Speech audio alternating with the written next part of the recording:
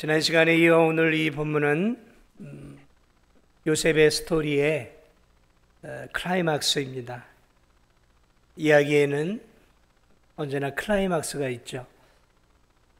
오늘 이 본문의 내용이 지난 시간 유다가 자신의 생명을 대신해 베냐민의 생명을 구하려고 했던 그 사건 바로 다음에 이어지는 요셉 스토리의 클라이막스입니다. 요셉은 마침내 이제 형들에게 자신의 정체를 밝혀야 될 때가 왔음을 유다라고 하는 형의 고백을 통해서 깨닫게 되어집니다. 그리고 오늘 이 본문에서 요셉은 자신이 누구인지 오늘 형들에게 드러내고 있는 그런 아름다운 사랑의 모습들을 보게 되어집니다. 그동안 요셉은 곡물을 사러 온 형들에게 자신의 정체를 쭉 숨겨왔습니다. 숨긴 이유가 있죠. 요셉은 자신의 정체를 처음부터 밝히고 형들을 품어주고 싶어 했지만 그러나 아직 형들이 요셉을 맞이할 준비가 안 돼 있었습니다. 형들은 아직 자신들이 요셉에게 지은 죄에 대해 하나님 앞에 또 요셉에게 회개하지 않았습니다. 그러므로 자신이 먼저 형들을 품어주는 것은 순서에 맞지 않다고 생각했습니다. 형들이 과거에 저지른 그 죄에 대해서 먼저 하나님 앞에 형들이 회개하는 것이 우선이라고 요셉은 생각했습니다.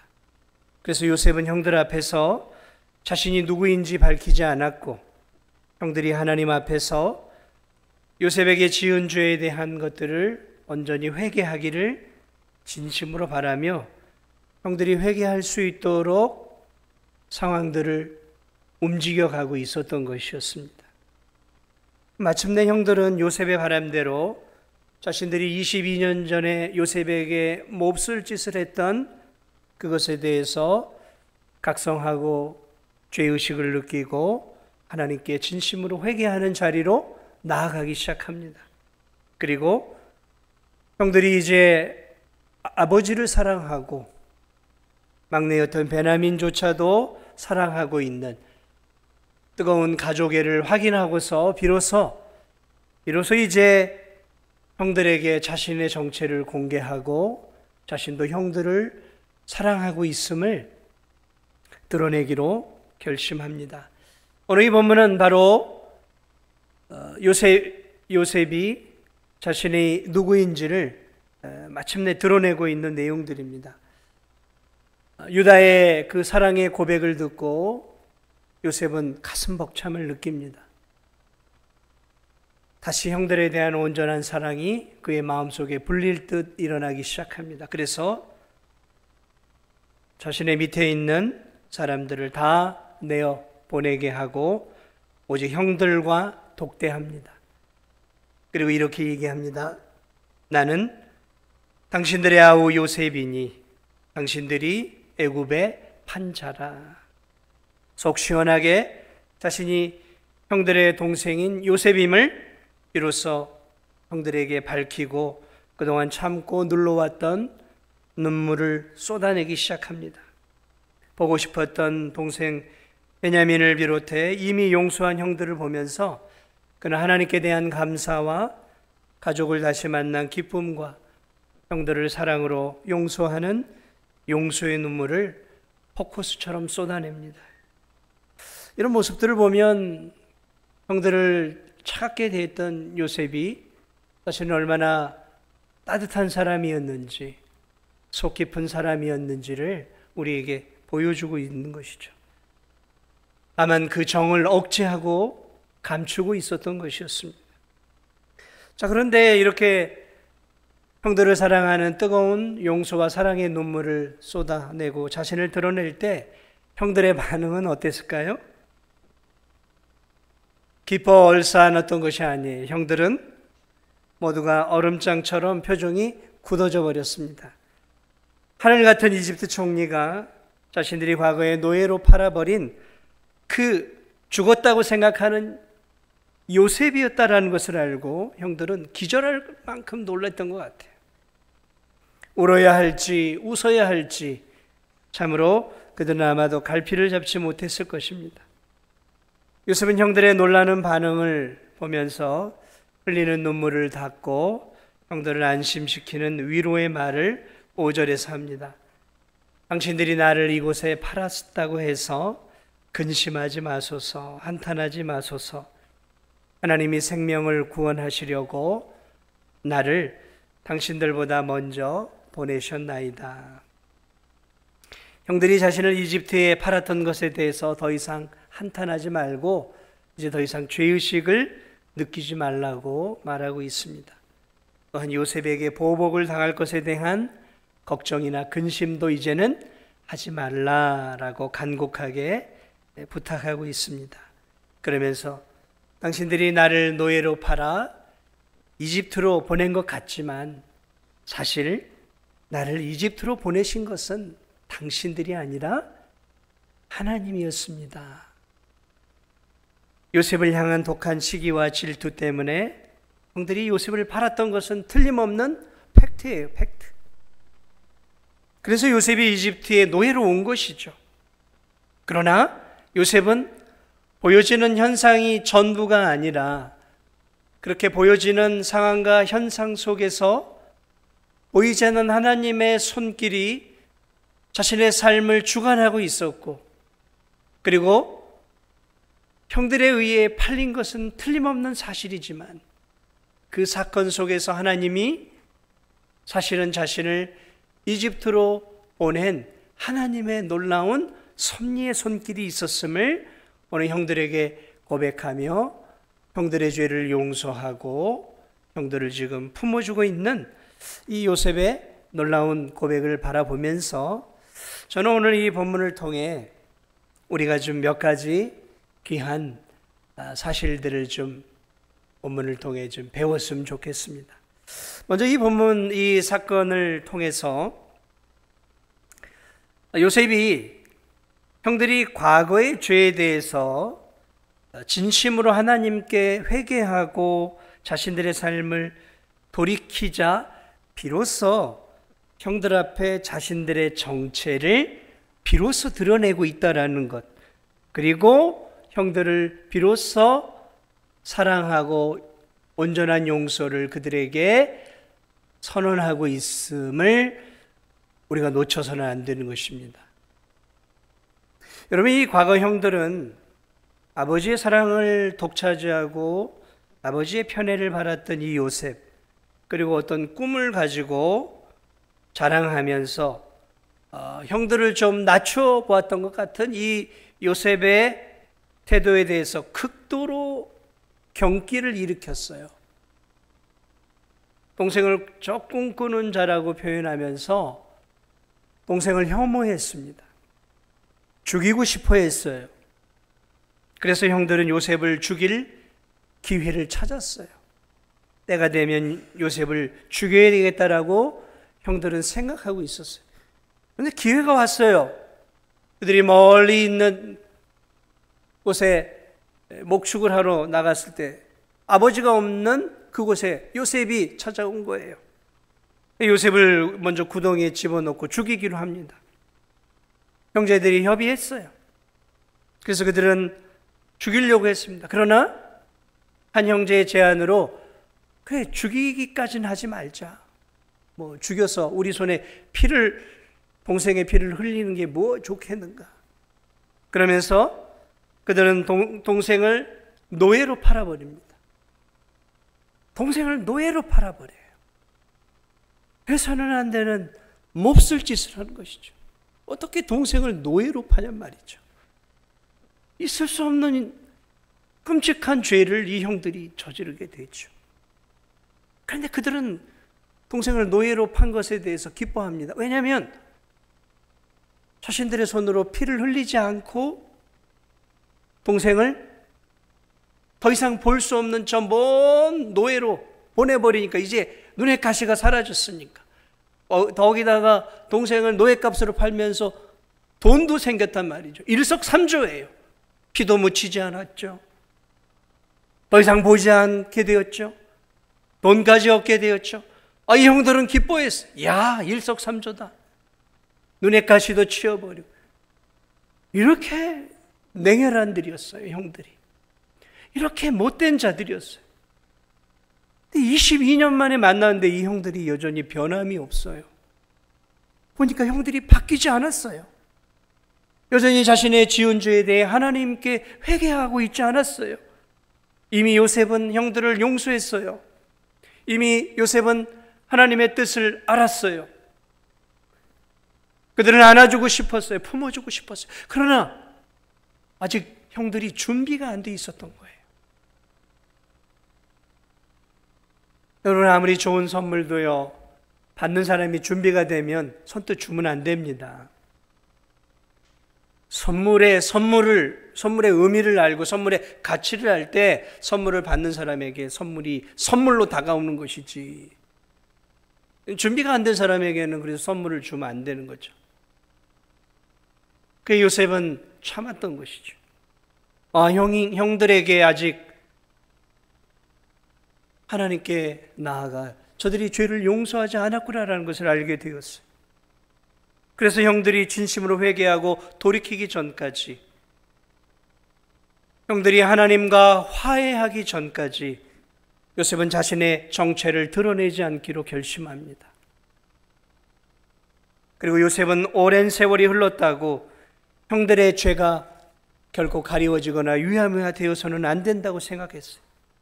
그래서 요셉은 형들이 곡물을 사러 이집트로 왔을 때 형들을 모른 체하고 대단히 엄격하게 대합니다. 자신은 이미 형들을 용서했지만 형들은 자신들이 지은 죄에 대해 하나님께 회개하고 하나님과 화목되어지는 일들이 우선이었음을 알았어요. 형들이 자신들이 지은 죄를 하나님께 회개하지 않는다면 자신이 형들을 아무리 용서하고 받아들인다 해서 그것이 형들에게 진실로 유익이 된다라고 생각하지 않았어요. 자신이 주는 선물을 받기에 준비가 안 됐다라고 본 것이죠. 그래서 요셉은 형들이 자신들이 과거에 지은 악행을 기억하고 진심으로 회개하기를 간절히 바라는 마음으로 형들을 모질게 대하고 그들로 하여금 과거의 죄가 생각나도록 지금 사건들을 하나하나 꾸며왔던 거예요. 그리고 마침내 형들은 자신들이 요셉에게 지은 죄를 깊이 자복하며 하나님께 회개하기에 이르기 시작합니다. 놀라운 변화들이 일어나기 시작해요. 기근을 통해 곡물을 사러 와 요셉 총리를 만나는 그 과정의 몇 달의 과정 속에서 놀라운 변화가 저들의 마음속에 일어나기 시작하고 자신들의 죄를 회개할 뿐만 아니라 형들이 모질게 되었던 아버지, 편애하며 미워했던 그 아버지를 향한 사랑이 회복이 되어지고 동생과 가족 사랑이 회복되어지는 것을 요셉이 바라보게 되어지죠. 형들의 회개를 확인한 요셉은 마침내 오늘 본문에서 이제 더 이상 자신의 정체를 감춰야 할 필요성이 없음을 깨닫게 되어집니다. 이제 자신의 정체를 숨긴 목적이 이루어진 거예요. 그러므로 이제 자신의 정체를 드러내야 할 타이밍이 온 것이죠. 유다의 아름다운 선포를 통해서 자신의 생명과 동생의 생명을 바꾸자고 하는 그 유다와 형제들의 그 깊은 회개와 사랑의 마음을 회복하고 오늘 그는 마침내 자신의 정체를 드러내며 형들을 사랑으로 품고 형들 앞에 눈물을 쏟아내며 다시 옛날에 22년 전에 요셉의 모습으로 돌아갑니다. 22년 전 형들을 사랑했던 그 22년 전에 온전한 요셉으로 돌아가는 모습을 오늘 보게 되어집니다. 눈물을 쏟아냅니다. 폭포수와 같은 눈물을 쏟아내며 엉엉 웁니다. 얼마나 힘들었겠어요. 얼마나 가슴 아픈 사연과 아픔을 가슴에 품고 살아왔습니까? 그 소리가 옆에 있는 이집트 왕궁에까지 들릴 만큼 22년 동안 쌓아왔던 그 아픔과 어떤 측면에서는 한맺힘이죠. 그런 것들이 풀리며 하나님께 대한 감사와 형들에 대한 사랑의 눈물을 쏟아내는 요셉의 모습. 그렇습니다. 이 본문 요셉의 스토리의 하이라이트. 절정 부분이 절정 부분. 저는 이 본문의 모습을 보면서 먼저 그런 생각을 합니다. 참 하나님 앞에 우리가 지은 죄에 대해서는 반드시 회개해야 한다는 거예요.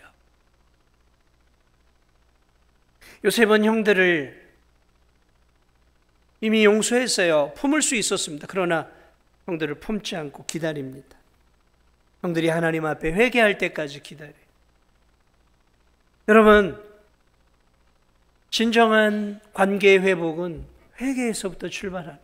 하나님으로부터 묶여있는 지은 죄에 대해 회개하지 않는다면 하나님과의 관계가 진전을 이룰 수 없고 사람과의 관계도 진전을 이루기 어렵습니다. 여러분 삶 속에서 혹시 20년 전이든 30년 전이든 예수님 믿기 전에 오래전에 젊을 때 지은 죄든 아니 청소년 때 지은 죄라 할지라도 아니 주일학교 때 여러분이 지은 죄라 할지라도 우리가 지은 죄에 대해서는 반드시 하나님 앞에 회개해야 합니다. 회개해야 돼요.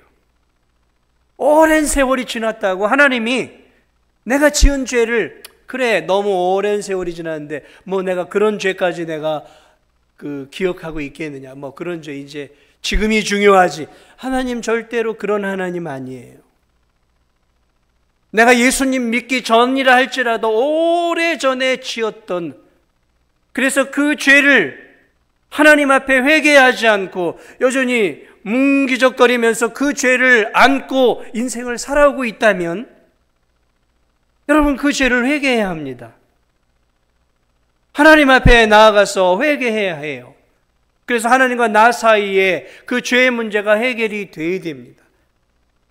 그것이 30년 죄든 50년 죄든 아니 어느 날 불현듯 내가 내 나이 70, 80이 되었는데 60년 전에 50년 전에 내가 지었던 죄가 불현듯 회개하지 않고 그 죄가 기억이 나면 그건 하나님이 회개하라고 기억나게 해주시는 거예요. 기억이 나면 회개해야 합니다. 오늘 이 형들이 기억이 나도록 사실 요셉이 그런 것들을 만들어낸 거죠. 그리고 그들은 기억한 거예요. 그리고 기억한 부분들에 대해서 하나님 앞에 나아 회개의 자리에 이르렀죠. 하나님은 내가 과거에 지은 죄, 예수님 믿기 전에 지은 죄, 뭐 그런 거 별로 신경을 안 쓰실 것이라고 생각하면 하나님을 잘 모르시는 거예요. 하나님은 절대로 죄를 용서하지 않는 분입니다. 지은 죄에 대해서 기억이 나면 회개해야 합니다. 세월이 흘러도 요셉의 형들이 자신에게 지은 죄를 여러분 22년 전에 지었던 죄를 요셉이 형들이 자신에게 지은 죄를 기억하고 있었어요. 아니 50년이 지나도 기억하고 있어요. 사람도 사람에게 지은 것들에 대해서 기억하고 있다면 하나님이 그것을 기억하지 못하시겠습니까? 하나님 앞에 죄를 고백하며 내 죄에 대한 문제를 정산해야 돼요. 그래야 더 깊은 하나님을 만날 수 있고 그 죄의 문제가 해결이 돼야 하나님과 나 사이가 더 친밀해질 수 있는 거예요. 그것만이 아니라 하나님과 나 사이가 친밀해져야 비로소 사람과의 관계도 진실로 친밀해질 수 있는 것이죠. 요셉의 형들이 지은 죄에 대해 비로소 회개에 이르자 감격하며 자기 자신을 비로소 공개하고 있어요. 그렇습니다. 하나님도 마찬가지예요. 우리가 지은 어떤 은밀한 죄를 뭐 이것쯤에 하고 뭉기적거리면서 회개하고 있지 않으면 하나님은 깊이 있게 우리에게 다가오지 않아요. 그 죄와 하나님과 우리 사이가 거리감이 생기는 거예요. 죄가 많으면 많을수록 하나님과 우리 사이는 더 거리감이 생기고, 하나님은 자신의 진정한 모습을 우리에게 드러내지 않으세요. 왜냐하면 그 죄의 문제가, 죄가 하나님과 우리 사이를 나눠버렸기 때문에 그래요. 예수님이 오신 이유가 그 부분이에요. 하나님과 우리 사이의 그 죄의 문제가 하나님이 우리에게 오실 수 없도록 만들고, 하나님이 우리에게 가까이 할 수 없도록 만들었기 때문에 하나님 그 죄의 문제를 해결하기 위해 독생자를 이 땅에 보내주셨던 거예요. 사랑하는 여러분, 여러분의 과거에 지은 죄들, 혹 불현듯 과거에 지은 죄가 떠오른다면 하나님이 여러분에게 기회를 주시는 거예요. 그 죄까지도 십자가의 보혈을 통해 씻음받기를 원하신다는 거죠. 그럴 때 하나님과 우리 사이에 죄의 문제가 온전히 해결될 때 하나님은 더 가까이 친밀하게 우리에게 다가오시고, 우리도 하나님을 향해 더 친밀하게 하나님과 교제할 수 있어요. 여러분이 어쩌면 이 죄의 문제가 해결되지 않으면 하나님과 늘 거리감을 갖고 살아갈 수 있습니다. 그리고 하나님은 자신의 진정한 모습을, 마치 요셉이 형들에게 자신의 진정한 모습을 감추고 있는 것처럼 우리에게 진정한 모습을 감추며 그 죄가 해결되기까지 거리를 두고 계실 수 있다는 것이죠. 여러분 잊지 마십시오. 하나님과 우리 사이에 죄의 문제가 해결이 되어야 됩니다. 여러분의 지은 죄가, 과거에 지은 죄가 무엇이 있었는지 오늘 다시 한번 이 본문을 통해 지금 현재 잘하는 것 중요하지만 과거에 하나님과 나 사이에, 또 내가 사람과 사람 사이에 하나님 앞에 불충하게 살아왔던 연약함과 허물들을 하나님 앞에 온전하게 내어놓고 회개함으로 하나님과 더 깊은 관계를 누릴 수 있는 우리 성도들이 되시기를 주님의 이름으로 축복을 드립니다. 오늘 이 본문이 우리에게 주는 이 또 하나의 중요한 진리가 있어요. 오늘 이 요셉은 형들의 죄를 마음껏 용서해 주면서 이렇게 고백을 합니다. 당신들이 나를, 5절입니다. 당신들이 나를 이곳에 팔았다고 해서 근심하지 마소서, 한탄하지 마소서. 하나님이 생명을 구원하시려 나를 당신들보다 먼저 보내셨나이다. 요셉은 비록 형들의 악한 의도로 자신이 이집트의 노예로 팔린 것을 분명하게 알고 있었어요. 그러나 이 모든 일들은, 다시 말하면 하나님은 형들의 그 악한 행위를 허용하셔서 마침내 하나님은 자신을 이집트로 가도록 하나님께서 나를 인도하셨다라는 좀 더 넓은 시야로 자신의 인생을 조망하고 있어요.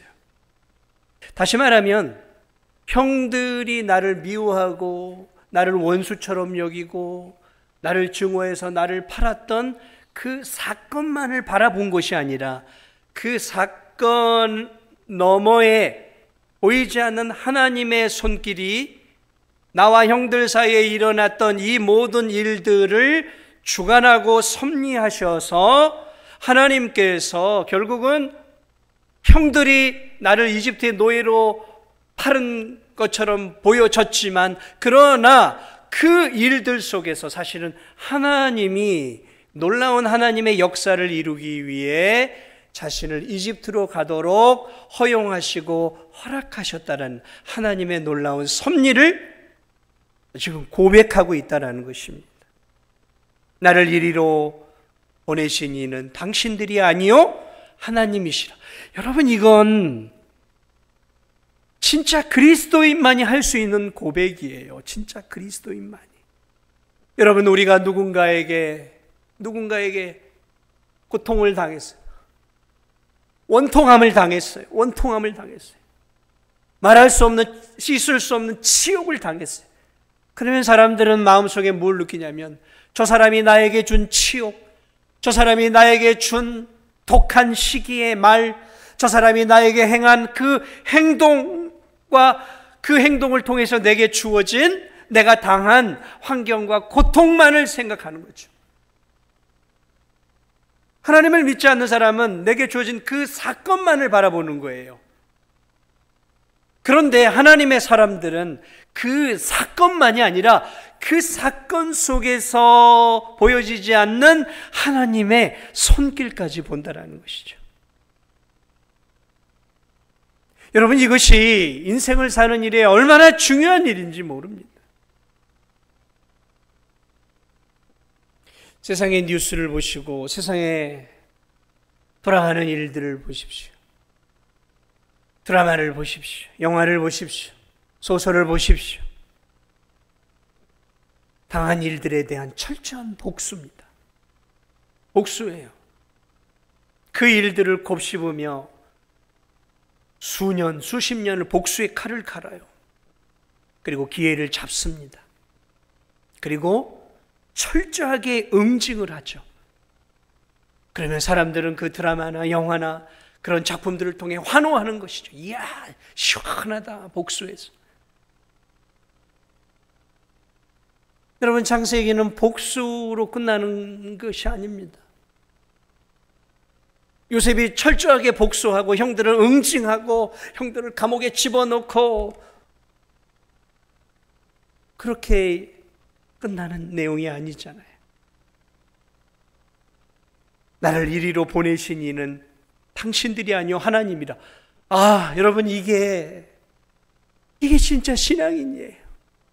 그 어린 시절에 겪었던 그 고통스러운 환경 속에서 그때는 못 느꼈을 거예요. 그러나 오랜 세월이 흐르면서 요셉은 그 환경을 조망합니다. 그리고 자신의 지금의 처지를 바라봅니다. 아, 그 환경 속에서 하나님의 손길이 있었구나. 하나님이 나를 버리신 것이 아니었구나. 하나님이 그때 무관심한 게 아니었구나. 하나님이 나를 사랑하지 않은 게 아니었구나. 여러분, 우리는 인생의 어려움을 당하고 고난과 시련을 당하면 그렇게 생각해요. 어떻게 하나님 나한테 이러실 수 있는가? 하나님이 나를 사랑하신다면 이런 어려움을 막아주셔야 되는 게 아닌가? 하나님이 정말 계시다면 이런 상황은 좀 막아주시고 내 건강은 책임져 주셔야 되고 내 가정에 이런 우환들이 들어오지 못하도록 철저하게 해주셔야 되는 게 아닌가? 하나님은 도대체 어디에 있는 것인가?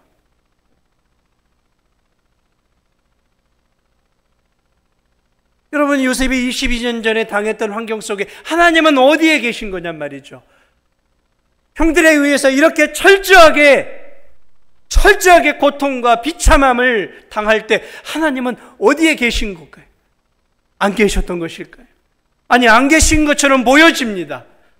그런데 22년의 세월이 흐르면서 자신의 그 고통스러운 환경들을 조망하고 현재의 삶을 돌아볼 때, 아, 하나님이 안 계셨던 게 아니에요.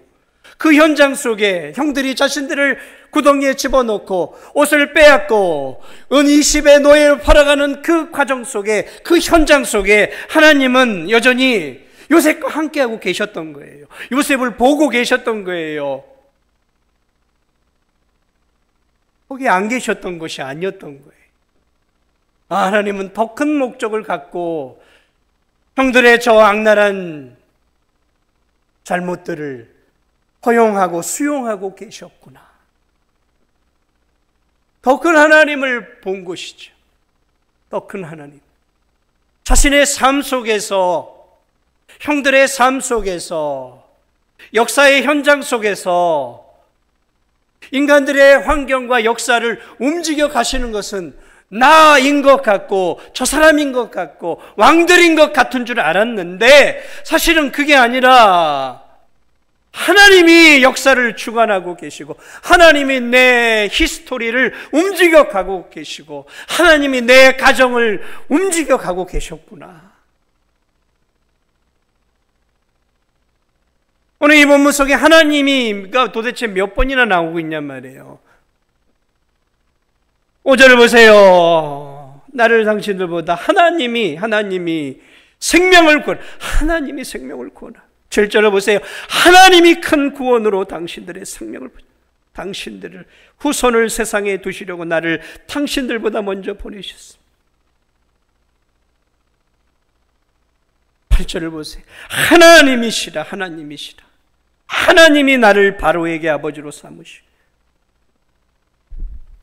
자신의 인생의 주인이 지금 자신이 아니에요. 내 인생의 주인은 내가 아니었구나. 내 인생을 주도하시고 이끌어 가시는 분은 하나님이셨고, 형들의 인생을 이끌어 가시고 주관하시고 이 모든 것들을 주관하고 계시는 인생의 주체요, 주인은, 주관자는 하나님이시다라는 거죠. 도대체 하나님이 지금 계속 나오고 있어요. 여러분, 이것이 인생을 바라보는 성도의 시각입니다. 인생을 바라보는 믿음을 갖고 있는 하나님의 자녀들의 시각이에요. 나의 삶 속에서 내가 하는 것 같고 다른 사람들이 하는 것 같지만 그 배후에 그 모든 것들을 운행하고 심지어 죄악조차도 하나님은 그것을 선용해서, 형들의 죄악조차도 그것을 하나님은 선용하여 선을 이루는, 하나님의 구원과 하나님이 생명을 구원하는 일들로 그것을 선용하고 있는 놀라운 지혜와 능력의 하나님을 드러내고 있어요.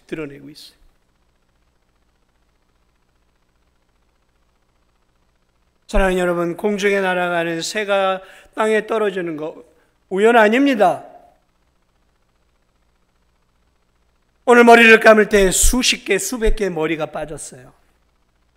머리카락 한 톨이 땅에 떨어지는 것조차도 하나님의 허락이 없으면 성경은 땅에 떨어지지 않는다라고 말해요.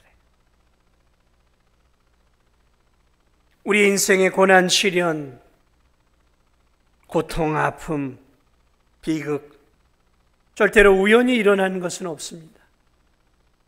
재수가 없어 일어나는 것이거나 운이 없어 일어나는 것이 아닙니다.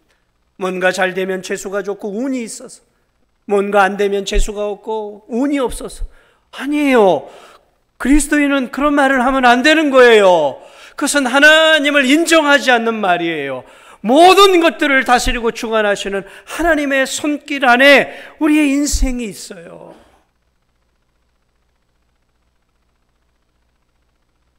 공중에 나는 새가 떨어지는 일조차도 하나님의 허락이 없으면 안 되는 거예요.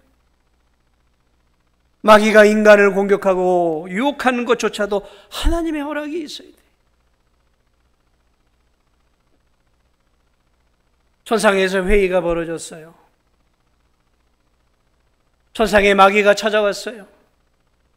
하나님이 이렇게 얘기하면, 야, 마귀야, 어디 다니? 예, 온 세상 돌아다니다 왔습니다. 야, 너 욥을 보았느냐? 이렇게 진실하게 나를 섬기는 자가 없느니라. 마귀가 말합니다. 하나님, 어떻게 까닭 없이 사람들이 욥이 하나님을 섬기겠어요? 하나님이 이런 복도 주고 이런 복도 주고 이렇게 복을 많이 주니까 하나님 섬기는 거 아니겠어요? 욥의 복을 다 뺏어 보세요. 물질의 복도 뺏고 건강의 복도 뺏고 자녀들의 복도 뺏고 다 뺏어 보세요. 분명히 하나님은 저주할걸요. 제가 한번 시험해 볼까요? 하나님, 그래, 시험해 봐라. 그러나 생명은 건들지 말아라.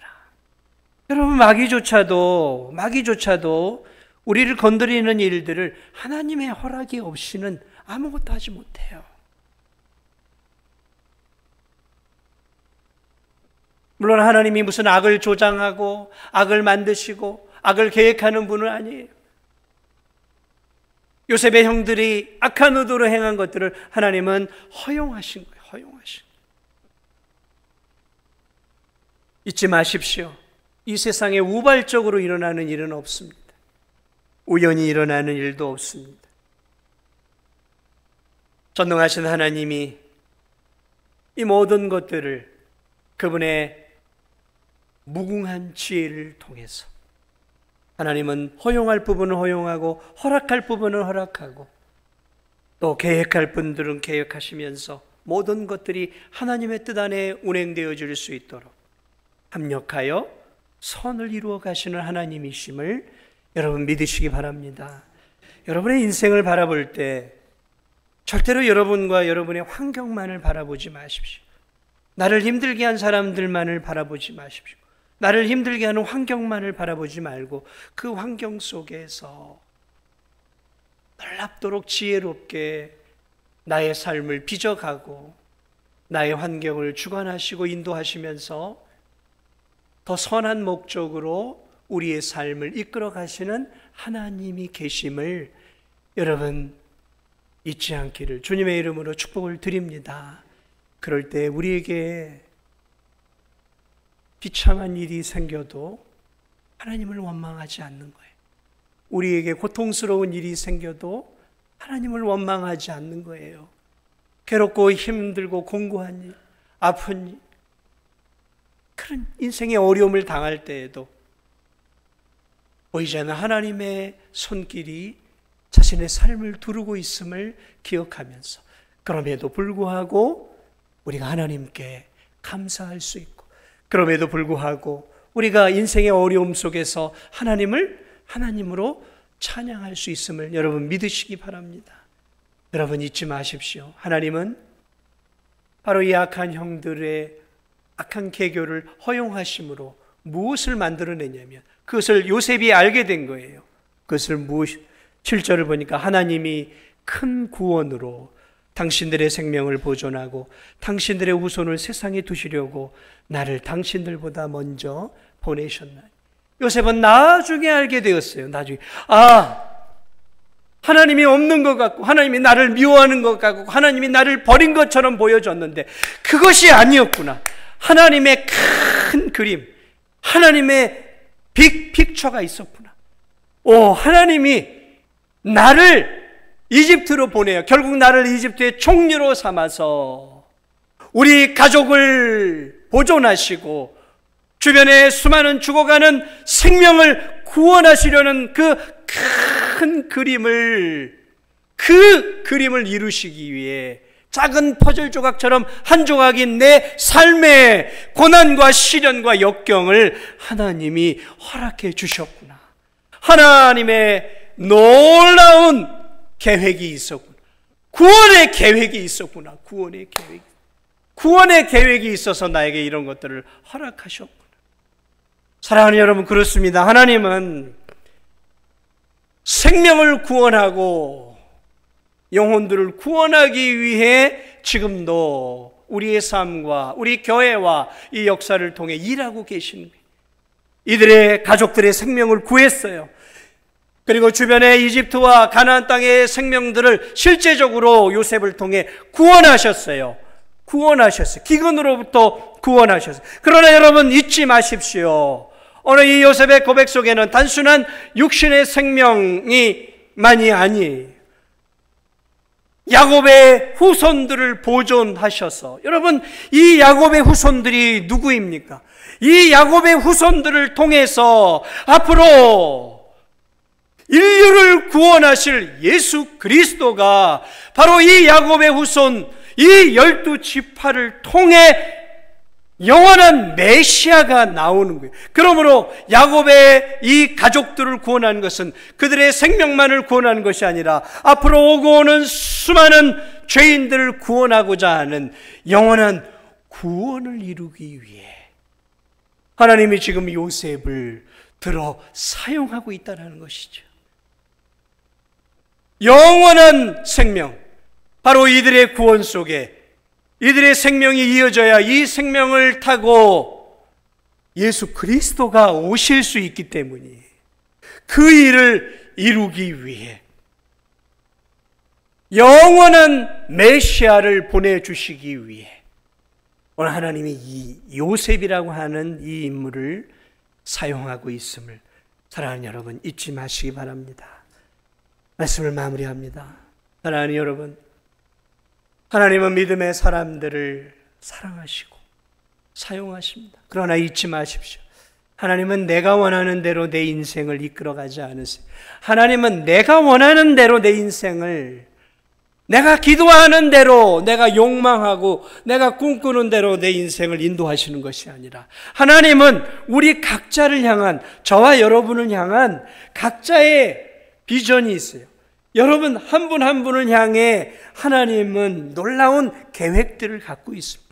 그리고 이러한 계획들을 하나님은 하나님의 큰 그림 속에서 저와 여러분을 사용하심으로 말미암아, 이 진도중앙교회를 사용하신 분을 우리가 예상할 수 없는 놀라운 구원의 역사를, 생명을 살리는 역사를 저와 여러분의 삶과 그리고 이 역사를 통해 요셉 시대에 역사하셨던 그 하나님은 지금도 저와 여러분의 삶을 통해 역사하고 계심을 기억하면서, 지금 삶이 어렵다, 단순하게 보여지는 어려운 삶으로 원망하고 불평하고 근심하지 말고, 지금은 보이지 않더라도 더 큰 하나님의 그림이 나에게 있음을 기억하며, 하나님이, 여러분 한번 따라 하시겠습니다. 하나님이